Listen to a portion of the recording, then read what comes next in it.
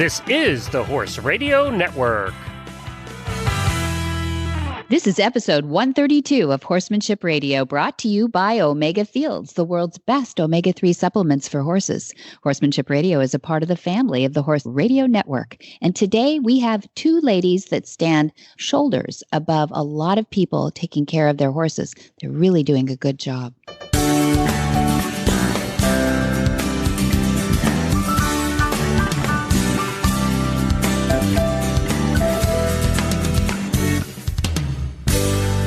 This is Debbie Laux, and you're listening to the Horsemanship Radio. Thanks for joining us. Horsemanship Radio airs on the 1st and the 15th of the month. And as usual, I have my producer, Jen, with me today. Hi, Jen. Greetings, Debbie. How are you? Good. Thank you. We had a little bit of fun with this one. This episode was, I pulled two women that have been in the industry like their whole lives from the nutrition and health and welfare side of the industry. And I wanted to put them together in the same episode. It kind of reminded me, I think this is one of your favorite episodes, Jen. It reminded me of the Barbara Baker Pittsburgh Zoo episode that I had Janet Rose in. And these women are, you know, they kind of see everything about the horse industry from 30,000 feet up. It's really cool to listen to them that way because they just have a bigger vision for where animal welfare can go and how to better take care of it. But they recognize that, hey, we're just lowly human beings trying to do the best for our horses down here on earth, you know, and how does that work? And fortunately, they're highly educated and all that, but they're also in platforms that affect a lot of people. So I think people are going to really be interested, just like Barbara Baker kind of sees it from a holistic animal viewpoint, you know, how we can take better care of animals, whether they're domestic or not. And that was episode 107, by the way. I should throw that in there. But we've had Dr. Juliet Getty on before as a nutritionist. And this one, we're going to do an emphasis on oil and seeds. And so I think people should really get into that. Anytime Dr. Getty is on, I love it because she is so engaging. She makes a topic that can get very complex and kind of make your eyes glaze over. And it makes it make sense. And it's science-based versus just, oh, well, sounds like a good idea, you know? Yep, absolutely. And she doesn't just say there's one way to do things. She shows kind of both sides of everything too. Like, yeah, everybody says this is the way to do it, but you know, there's downsides and upsides to everything. Balance. She's really good. Yeah, balance and real world. She understands that we don't all have the same life and our horses don't all have the same lifestyle. And here are the parameters you can use and you fit that into your program. Yeah. You're right. Oh, very good. That's an excellent point. Well, anyway, I want to share everybody. I want to share if you have an Oldenburg or if you have an old Mustang, and everything in between. Everything in between. You're going to love this episode. So hang on. And we're going to get to Juliet Getty. She comes second today, but this first chat you're going to enjoy too, because it talks all about keeping your horse happy and comfortable from the point of view of his living conditions. Is he hanging out where he likes to hang out? It's just, again, science-based, but animal welfare in a way that real true horsemen can understand that it makes sense for animal welfare versus animal welfare from the point of view of somebody who lives in New York City and in a 24th floor apartment. So really, really good stuff that you can dig your teeth into and has a lot of interesting take-homes and a lot of stuff that you can share with your friends, whether they're horsey or not. So let's get to that right after we hear from our friends at Omega Fields.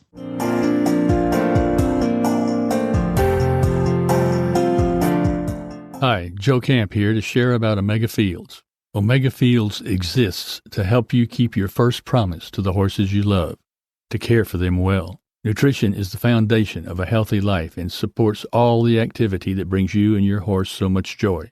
Omega-3s from flax are the cornerstone of that foundation. So, coupled with the finest ingredients in their proprietary Pure Glean flax stabilization process, they created Omega Horse Complete, Omega Nibblers, low sugar and starch, Omega Antioxidant, and Proventum Probiotic soft treats. Thousands of horses are experiencing a vibrant life with the help of Omega Fields products, including all of ours, a part of helping you keep your promise to your friends. Nutrition for a healthy life isn't just their slogan. It's their purpose.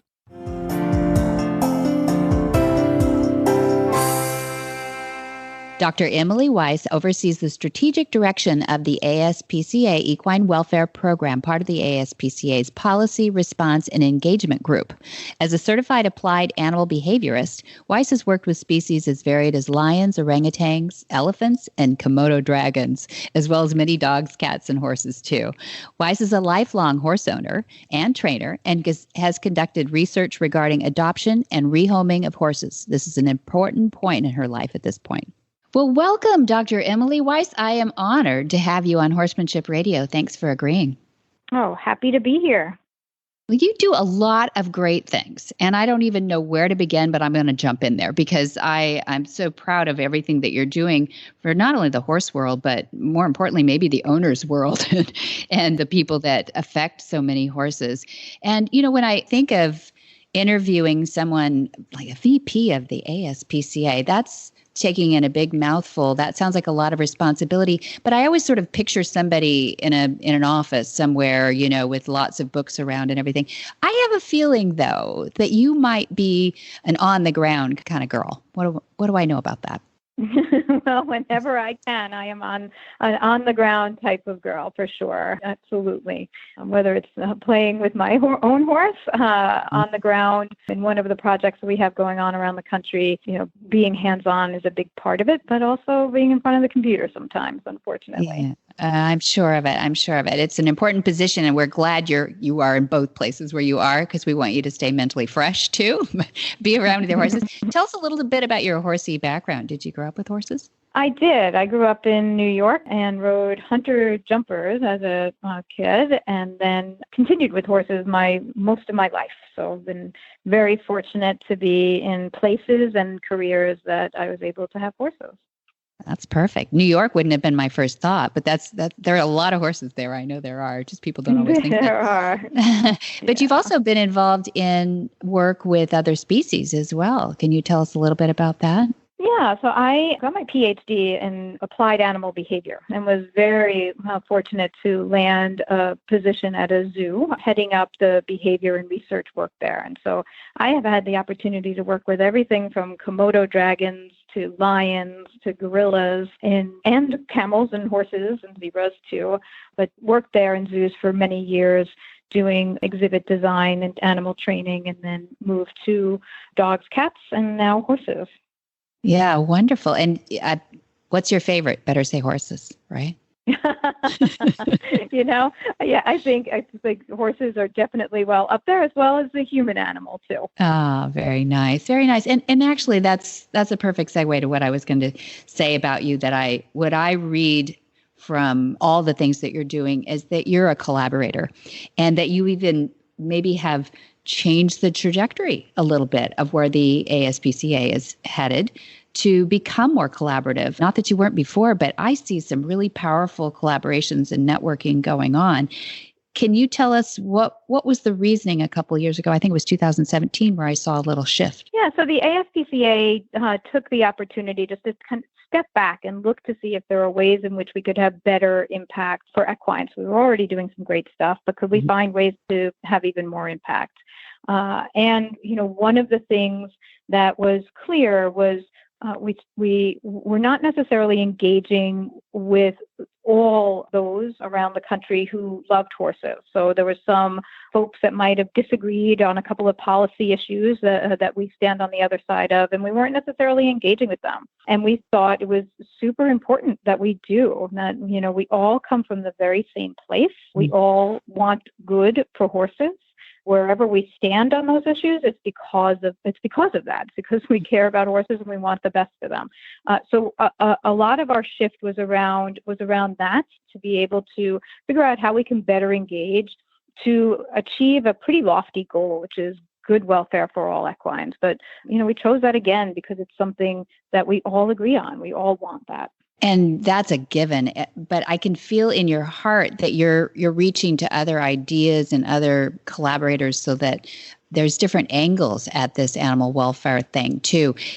Why, in your opinion, this is for you, why is it important to keep horses in our lives? Well, I think there's two sides of that, right? So there's the reason why it's important for us as human beings, and there's certainly a lot of research and more being published weekly almost on the benefits of equines in our lives and the unique interactions between humans and horses, both on our physiology and our psychology, that are undeniable, that they are good for us, right? And that interaction that humans are able to have with equines are also good for equines. So that relationship goes both ways. The other reason why keeping horses in our lives is so important has to do with some of that risk, right? So being able to make sure that we are supporting those horses as they change careers and they transition from one part of their lives to the next, making sure that they are top of mind for us, but also that we're there for them, even if we don't necessarily own them anymore, that we become their support even when they're no longer ours. Exactly. Very great answer. Thank you for that. I think that's a lot of our listeners will probably relate to that as much as anything. They all have their angles at it. I mean, I'm looking at that you have launched now the Vet Direct Safety Net program, and you've partnered with Zoetis and AAEP. Tell us a little bit about that collaboration. It sounds great. Yeah, we're so excited about it, and we are very grateful for AAEP and partnering with us on this. So one of the things that we know is a risk for equines is that sometimes vet care for owners is not accessible. It might have hit a point in their lives where things are just too expensive. They're not able to afford it. They can't access it. They're not quite sure how to approach maybe a horse that has reached the end of his life, and just the being able to afford euthanasia and disposal might be out of their reach. And so Vet Direct Safety Net was a pilot to see how we could best figure out how we can get to those people who have those horses who are at risk. And veterinarians are there in the community. Veterinarians are the ones who are going to need to treat the horse in the first place. And they certainly would love to be able to help all of those that need help, but they also need to make a living, right? Yeah. So this partnership where the ASPCA could help support the fees for those veterinarians, and the veterinarians would lean in to find those in their community, seemed like a great thing for us to test. So it is a pilot program right now. We have veterinarians who have raised their hands who want to engage and find that very at-risk set of clients. They are doing so. And so far, we have reached about 50 horses with that program. So we're still at the starting stages. But already what we're finding is that about 50% of those horses that need help at this level, it's a crisis. And these are horses that many of them, the best option for them is euthanasia. So about 50% They waited of them, too long. or they couldn't access the help, right? And in some cases, yes, exactly. The other half of those horses, so were able to be treated. They're still in the home. The owners are able to support that horse past that point. They had hit some sort of a hump. Something that stopped them from being able to afford the care that their horse needed, but that was something that was resolved for them. So it was a short life crisis as opposed to necessarily something chronic, and they were able to keep that horse in their home. And issues like abscesses or a medical colic or dental issues were primary within that category. Yeah, that's wonderful. I mean, what a support system that is. And then the other side of it, these are Zoetis and AEP grant huge companies or organizations that can help support. And then I like how now you're reaching to other partners like the Right Horse Initiative. I know you're a partner with, we are as well, and the American Horse Council. And you've created this data collective. Now, I know you're one of the founding members of that. Tell us a little bit about that. Yeah. So, I'm surprised. One of the first questions we're often asked is, how many horses are at risk in the U.S., right? And I'm glad you didn't ask that, because I would have to have told you we don't know.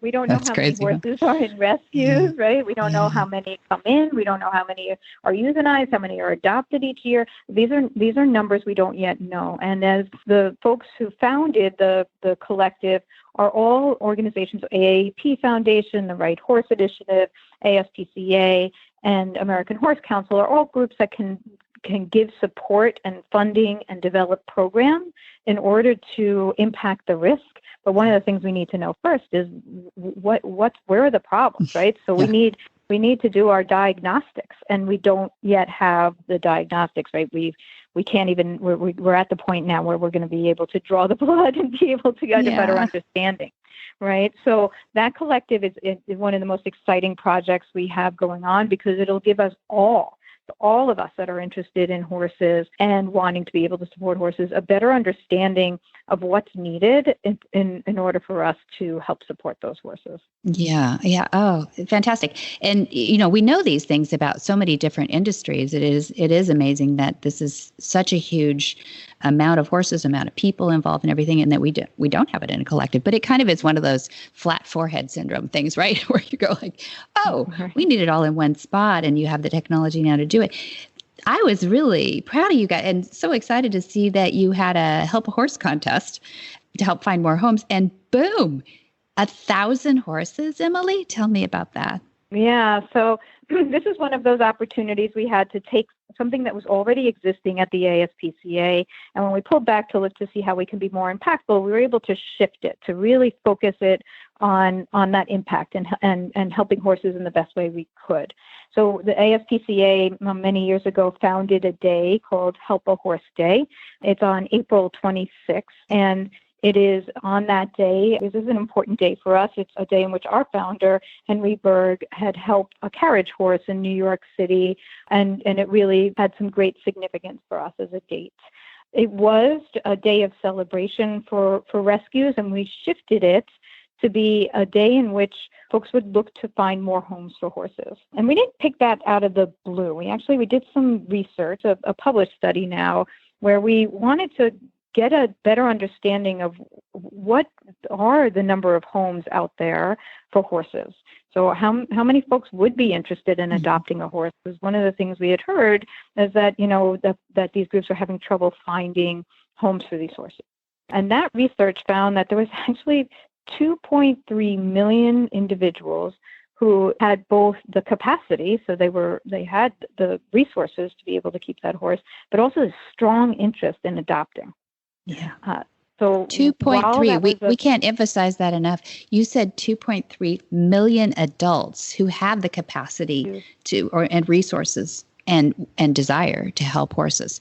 That's a huge pool of resource. Yeah. That's right. And that's not even help horses. That's adopting horses.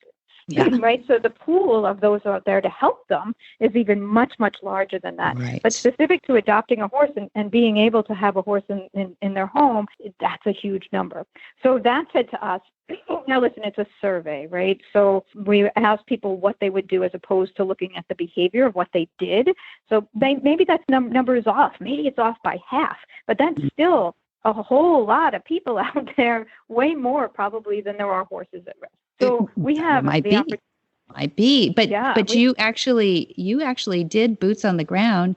I read that you had in 2 months you found homes for 1,000 horses, and you raised $2.2 million to support that work. Yeah. So what we did is we facilitated that. So we engaged shelters and rescues around the country to participate in the Help a Horse Challenge contest. And we asked them to find more homes for horses. And we had prizes for those who impressed us both with the number of adoptions they did, but also the type of campaign and a video that they did. And so those groups, they are the ones who adopted 1,000 horses, and they raised $2.2 million for their organizations. And that was just the start. That was year one for us to test it. So right now, we actually have opened up registration and would love for your listeners to make sure that the organizations in their community are engaged in this challenge. We've shifted the name. We now call it the Help a Horse Home Challenge to really focus on what we're aiming to do. And it's all about adoptions now. So the way in which the contest is won is around increases in adoption over the previous year for these groups. And already we have exceeded the number of folks or organizations that have registered compared to last year. But we want to get even more groups involved.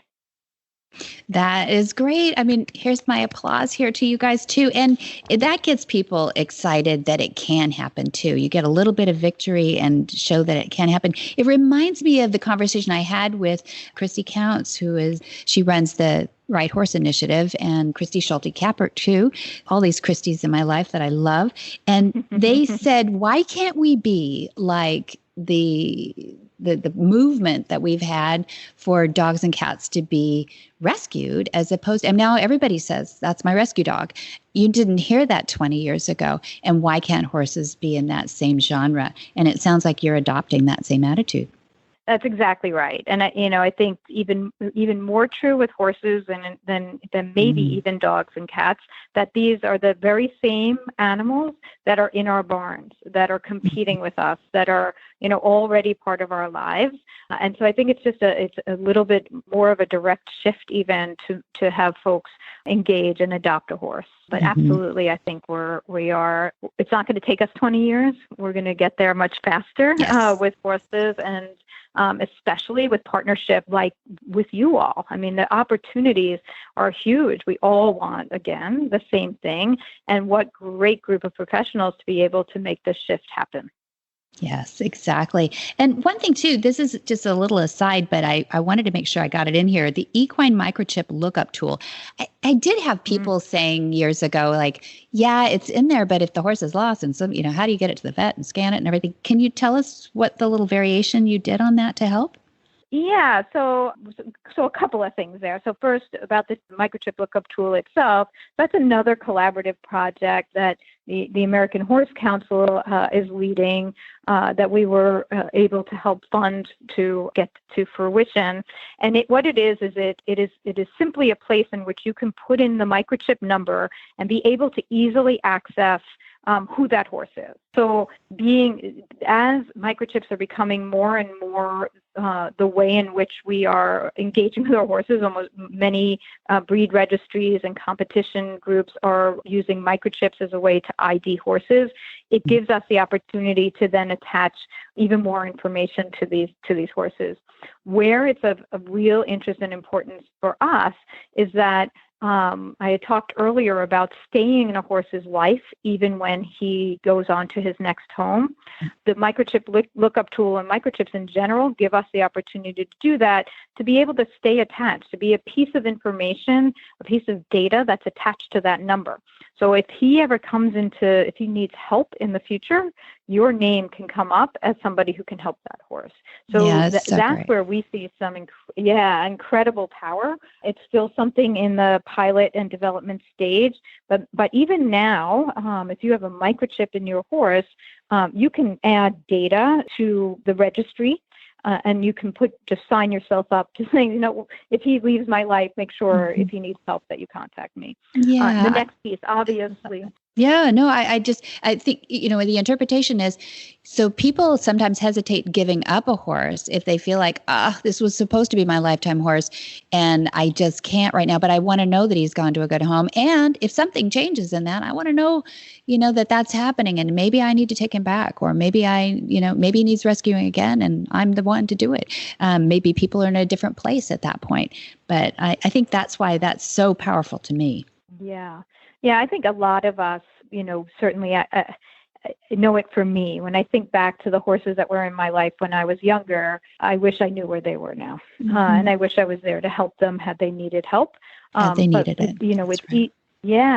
easy to get, for those horses to what we call get lost in transition, right? So something happens and now I'm no longer connected. And the microchip can give us that option, ability to stay a little bit more connected. Simple things like putting if you have a horse that's registered, just, even handwriting or pen writing on registration papers is another simple way to be able to stay in touch and make sure that folks remember who you are.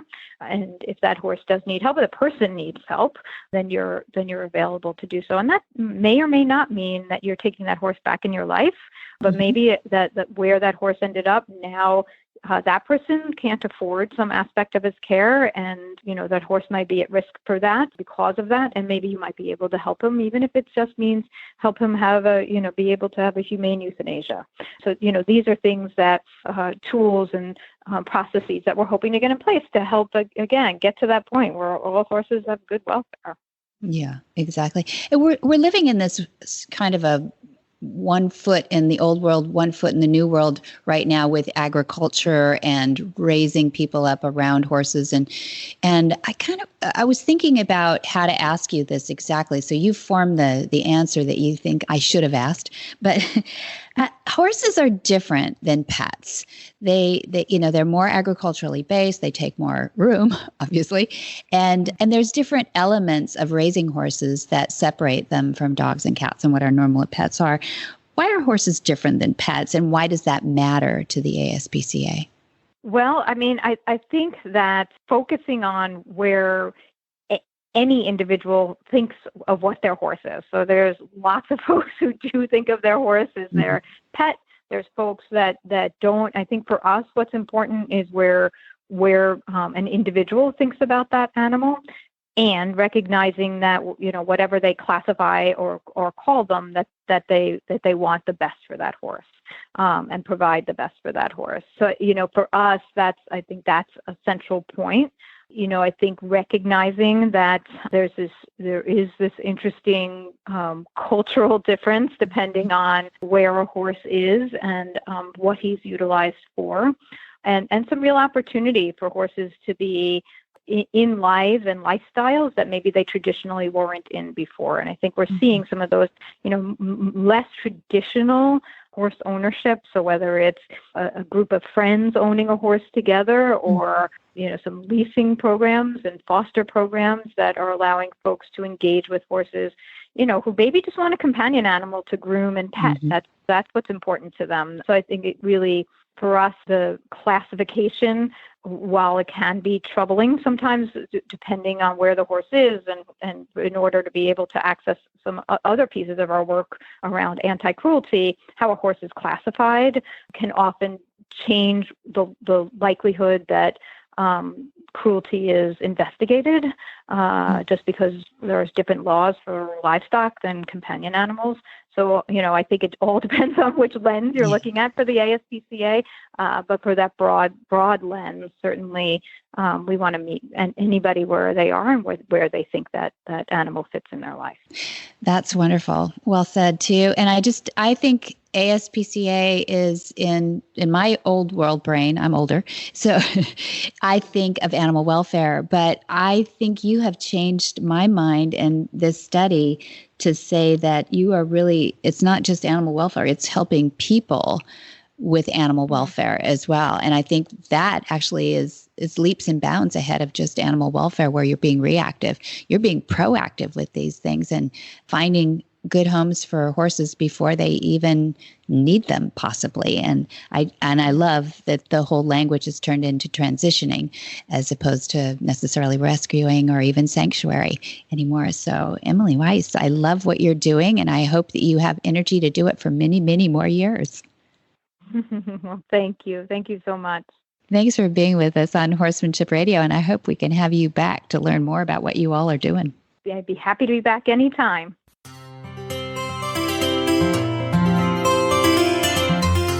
Cavallo horse and rider Carol and Greg Giles, too, have been longtime supporters of the Horsemanship Radio, and we thought, what better way to show how their support goes than through the people who buy their boots. So we have this from Brenna Eldridge on a Facebook post. I could not be happier with my decision to transition my horse to barefoot and choosing Cavallo for his hoof protection. I always thought my horse just had bad feet and that he would always be lame barefoot, until I realized that I was enabling that dependency. By allowing his feet to adapt back to the way that they were naturally intended, his feet have become strong and he now seems perfectly comfortable barefoot. With the added weight of a rider on rough terrain, I invested in my first pair of Cavallo boots. I went with the Trek boots, and they fit him perfectly. I was able to do anything that I could do in metal shoes, and I have no longer stress over him losing a metal shoe and damaging his hoof when removed. The Cavallo boots have provided him greater shock absorbencies when riding on hard ground. And so far, whether it be on trails or in the arena, he seems extremely comfortable in his boots. I do a variety of riding, including trails, gaming, and drill. And I'm excited to get into the gaming season to put truly those boots to test. I believe that in horsemanship, you have to pick methods that make the most sense to you. And for me, that is the naturality of barefoot and the protection of the Cavallo boots. Brenna.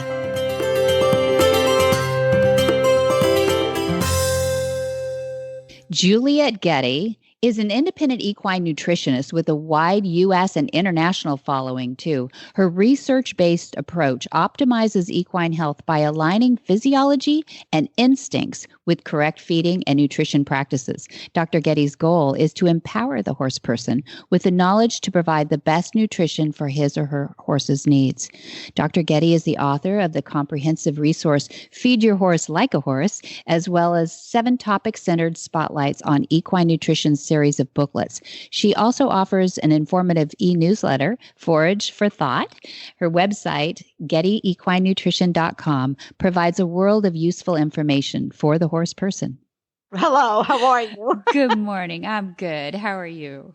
I'm doing well. Thank you. This is so exciting. I can't tell you the amount of feedback that I've gotten. You know, every time a recording comes out, I post it on my website, and I put it on Facebook and other social media, and it's getting a lot of really nice feedback. Oh, good. So are we. So are we. I think, it's a broad subject we cover here, Horsemanship Radio, right? But, yes. I think this is one of those things that really people worry about. People worry, are they doing the right thing for the right area, for the right horse, in the right stage of life, all those things. So it touches a chord. And even though it might have nothing to do with changing leads or how we start our young babies, I think it has a lot to do with how we maintain a good relationship and good health between our horses. Sure. Well, food is the foundation, and the old saying, you are what you eat, applies to horses too. So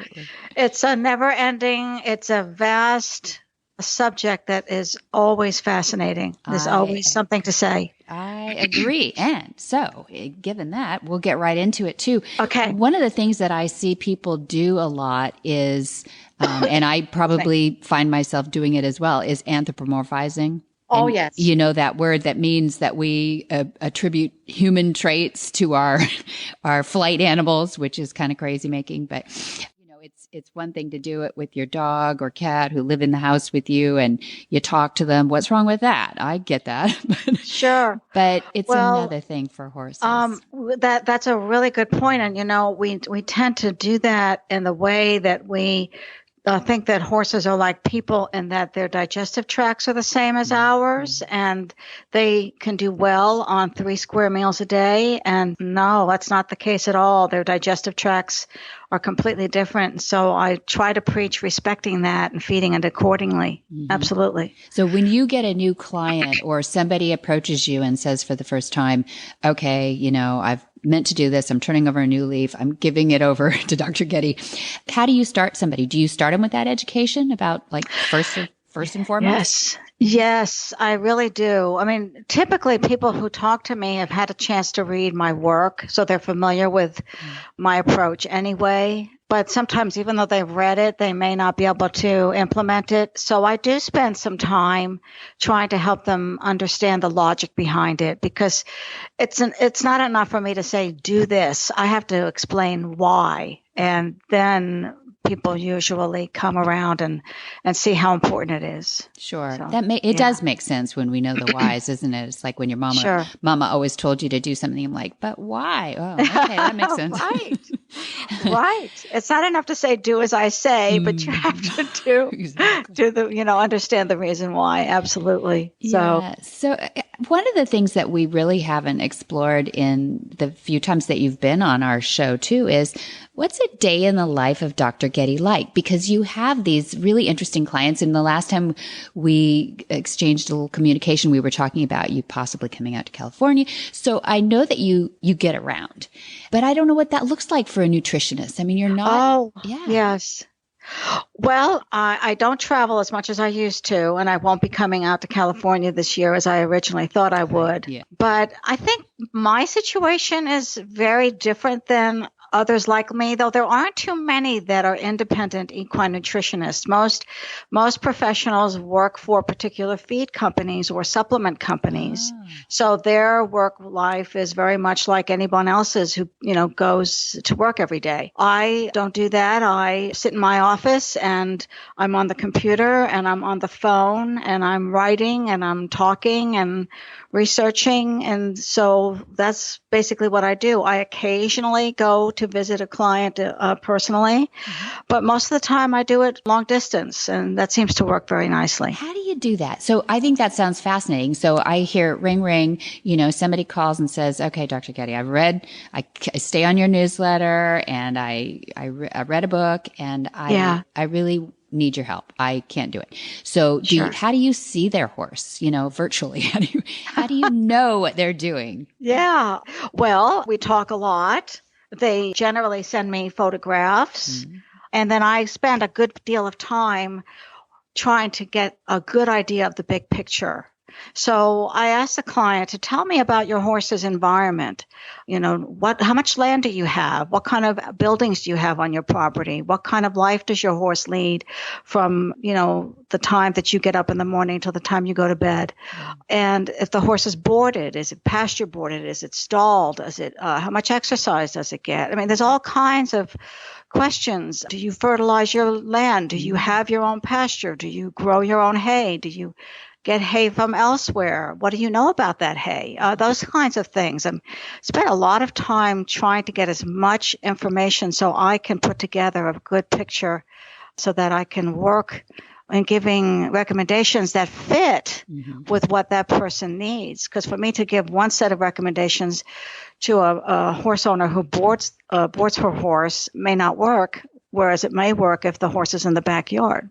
You say so. Yeah, exactly. And what about, how often does your client actually do the feeding and the care for the horse versus having somebody that they have to rely on in a barn to do that for them? Oh, I guess it just depends on. Yeah, what's the proportion? I think it's about 50-50. Yeah, 50-50. Yeah, a lot of my clients have to board their horses, and that brings up a whole slew of frustrations. It's very difficult to rely on somebody else to take care of your animal. But then there are others that are very fortunate and can have their horses either close by or in their backyard.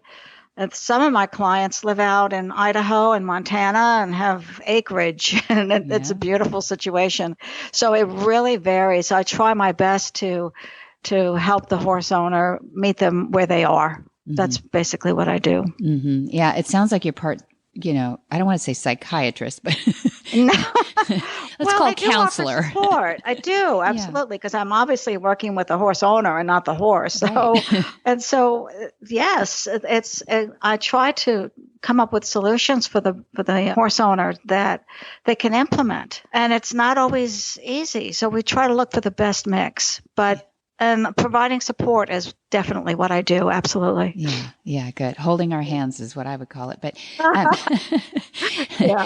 And how often do you have to tell people to adjust for the regions that they're in because they just, they picked up a book and it's perfect for a mountainous region, but they're living in, Arizona in the desert?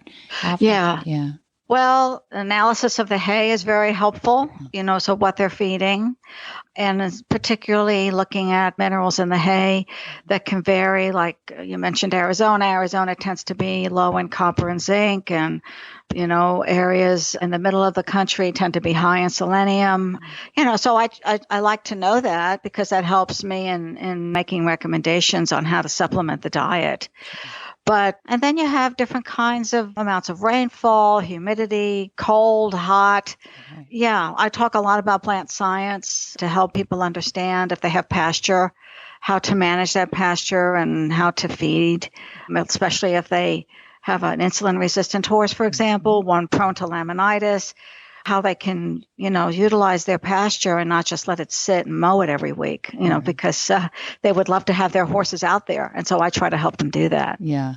And I guess the last question is, Do people often on clients' things, as I'm just, I get a lot of questions from people like, how does that work? So, Ed, do you, is it usually a one-off thing, or do you kind of continue the relationship? Are they on an ongoing basis? Oh, or is there a yes. mixture? Yeah. Ongoing. Oh, I have clients that I've worked with for years and have followed me with all my moving. I've moved all over the place lately. But yes, it's a long-term relationship. And some of them, eventually peter out. Occasionally, I will hear from a client that I worked with 10 years ago has a new horse or the same horse. Now is older and needs more help. And so it varies. But yes, of course, I establish a relationship with the person, and we generally continue to meet every few months just to follow up and see how things are going. Excellent. Good. Well, today I wanted to get into a discussion though about oils. This is something you brought up, and you're the expert, so I'm going to let you just, take off with this. But for me, it was fascinating that you had written that, as well as feedstuffs high in fat, such as ground flax and chia seeds, there's other oils, and that you wanted to discuss coconut oil and some of the things that are good and bad about feeding oils to horses. But we can start off with the assurance that oils are important in a horse's diet, correct? Oh, absolutely. Most people don't even think about the fat content of the diet. They're focused on the sugar and starch, maybe if they have a metabolic issues, or they're focused on protein if they have an athlete. But, fat is a really important component because certainly it provides a concentrated source of energy. But more importantly, there are fatty acids that the horse cannot produce. These are called essential fatty acids, and there are two of them that the horse's body cannot make. So therefore, they must be in the diet. And without them, the horse can suffer from a vast variety of disorders, including immune function or hormone imbalance. Blood vessels don't work properly. Joints don't work properly. There's inflammation throughout the body. Yikes. And so they have to be provided. So if the horse is getting fresh, living pasture, grasses that are, in a healthy growing season, then that horse is getting lots of these two essential fatty acids.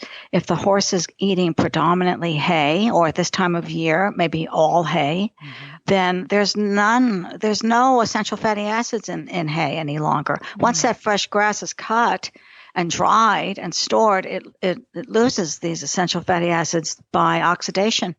And so we have to put them in the diet. We do. And there's various ways to do that. Good. Yeah. Well, tell us about that, because I think at least I know in the Western United States, hay is getting more and more difficult to find, and good hay even harder. And certainly we've stored quite a bit already, and we're not under snow here, but we're under a lot of rain. So I don't think there's a lot of horses out. The lucky ones are. So tell us what we should be supplementing then with if we've got stored up dry hay. Sure. Well, all hay is, dry, but of course the first stored. time when it's when it's a month old, there's some, but it's exposed to heat and air and moisture, and all of those things oxidize these fatty acids. Well, let me just tell you the names of them. One of them is called alpha linolenic acid, which is ALA. This is an omega-3 fatty acid, and the second one is called linoleic acid, which is an omega-6. And I'm not going to bore you with what omega-3 and 6 means. It has to do with the chemical structure. But basically speaking, we have an omega-3 and an omega-6. And if we look at the ratio of these two fatty acids in living grasses, we find that there is about 3 to 4 times more omega-3 than omega-6 in a natural feedstuff like fresh living grasses.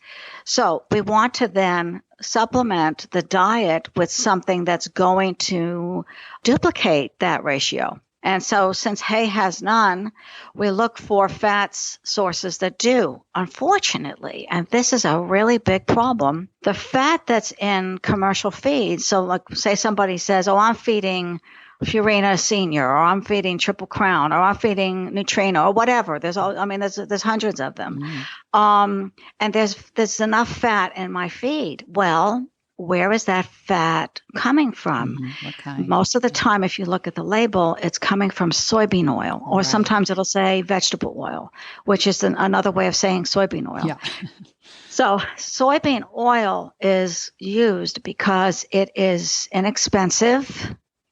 It's easy to handle. And so they add it to horse feeds. Now, unfortunately, the amount of omega-6s in soybean oil is about 75% compared to about 7% of omega-3s. So you can see that there's a lot more omega-6s than 3s, which is just the opposite of what you want. Right, way out of balance. Yeah. Very much so. And when you have more omega-6s than 3s, it causes inflammation. And inflammation is insidious. It damages just about every part of the body. And I could go on about that, but it can lead to Cushing's disease down the road, maybe prematurely. It can lead to leptin resistance, can inflame the joints, the muscles, the eyes, the digestive tract, and so on and so on. So adding things like flax or chia, even hemp seeds, or oils like hemp seed oil or camelina oil, flaxseed oil, these will provide omega-3s for your horses. Okay. And we didn't say coconut oil in there. Do No? Some companies actually add coconut oil too? Is that considered a vegetable oil? Well, it's vegetable. It's not animal, Right. so it's definitely it's definitely a plant. However, coconut oil has gotten a lot of press lately. Maybe not so much in the recent months, but it was very hot. It was a very hot item for a long time. Coconut oil does not, I repeat, does not contain any essential fatty acids. There you go. Okay. So this is not meeting the horse's needs for fatty acids. No, if you see not. coconut oil in yours. Okay. Now, some people will feed coconut meal, copra meal, and coconut meal does contain some coconut oil, and it's a source of protein. But it's not to be considered a fatty source that will meet your horse's essential fatty acid needs. That's real important to understand. Okay. So it's not destructive necessarily, but No. it's not going to meet your fatty acid requirements for your Right, horse. Yeah. right. Okay. Absolutely. Okay. And those inflammatory conditions, I think everybody, that's just sounds scary. And I think everybody would stay away from that. So nobody wants inflammatory in anything, even a young horse. So adding the right oil or seeds to the diet, what do we do for that? I want to reduce the incidence of equine Cushing's, and I Sure. don't want an obese horse, but I do want to feed them something that's balanced, and I want to be able to do it maybe even if I'm not the one feeding. So what? Yeah. Well, ground flax seeds are the most common. They're the least expensive of the seeds. But when you feed ground flax seeds, first of all, you don't want to feed whole flax seeds. Let me make that clear. Some people will buy whole flax seeds and feed them. If you do, you're wasting your money. I was going to say it goes right through, right? It does. They chew them, and if you've ever seen a flax seed, it's tiny, so they're not going to chew it adequately. And so that outer hull is not digested until it reaches the hindgut, and then the bacteria that live there can digest it. But unfortunately, they can't. The protein and the fat content of the seed pulp cannot reach the bloodstream. So that's a waste. So you want to grind them, but preferably get a stabilized product, because if you grind them yourself every day, you could do that. It's very, labor intensive, but you can't grind more than a day's worth because they start to go rancid almost immediately. Right. So I usually recommend feeding about a half cup of ground flaxseed per 400 pounds of body weight. Something like that. If your horse has a lot of allergies or skin problems, for example, then you could go up to 2 to 3 cups a day. You could do that. Though I don't usually like to feed quite that much on a regular basis, just short term. See, chia seeds are also, the thing about chia seeds is that they form a really nice, soothing gel.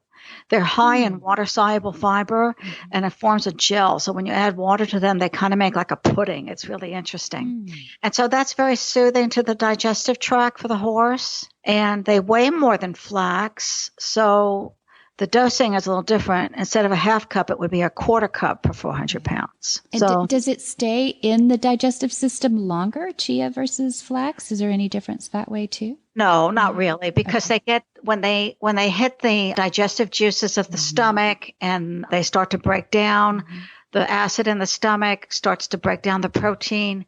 That's why, just to digress for a moment, very important to allow your horse to produce stomach acid. There are a lot of people that give their horses antacids or omeprazole, and good point. That is so damaging because it prevents the horse from digesting protein. So you will have an undernourished horse if you do that. Another subject perhaps for another day. It would be a good one. You're absolutely right, because people think they're doing the right thing by that. I know the mentality if they're worried about stomach acids and ulcers and things too. So we should talk about that on another day. Yes. People always want to do what's right for their horse. Why would they? That'd be silly to say that they wouldn't.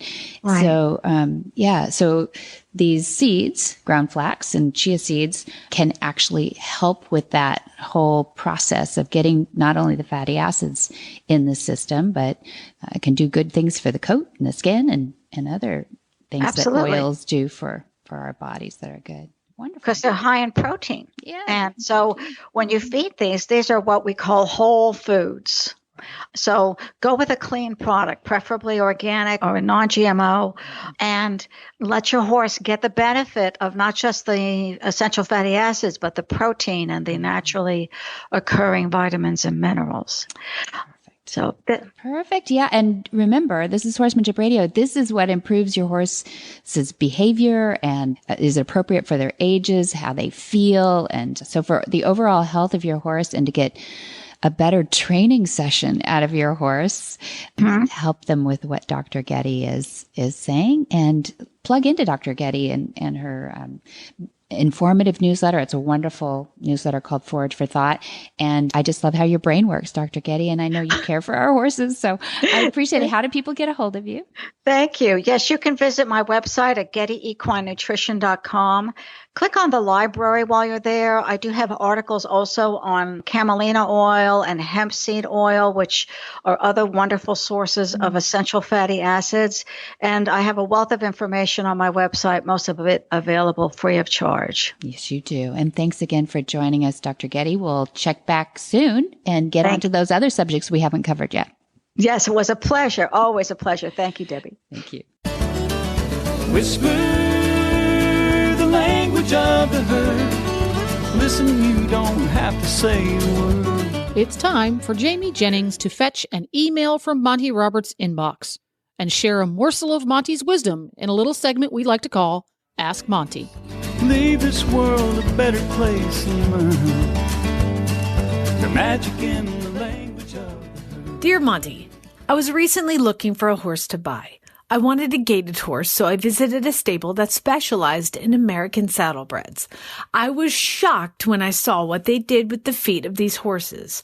They were grown out to a length triple normal and standing straight up as if they were on stilts.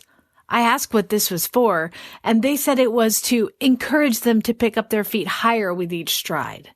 Do you agree with this form of foot care? Monty's answer: absolutely not. When I was young and still working with my father, I was asked to show American saddlebred gaited horses for a particular client. I did it, and I loved the horses that I showed. They were generous and cooperative. I won major championships in the gaited horse division, but not a day passed without my questioning the way they were shod. Every time I raised this question, I got the same answer. I was told that it was necessary to do it this way or one couldn't win. And I recall saying over and over again, why don't they change their rules? Obviously, I was never given an appropriate answer to this question. Today, much is being done to move gaited horses away from the extreme measures of the past. I love competition, and of course it's fun to win, but I think we owe a responsibility to our horses to create conditions within our competitive efforts that are respectful to the health, welfare, and comfort of the wonderful animals we regard as our partners in competitive efforts. For more of these insights into good horsemanship, go to www.montyroberts.com and click on the orange banner that says Get Free Horse Tips. Hi, I'm Monty Roberts, and I'm dedicated to training horses without pain. You can learn to do it too on my Equus Online University. Western, English, the beginner, or the advanced rider. It doesn't matter. You can connect with other students online too, on our forum, and there's a new lesson every week. It's a lifetime of learning for you on my Equus Online University at montyroberts.com. What in the wide, wide world of sports is going on here?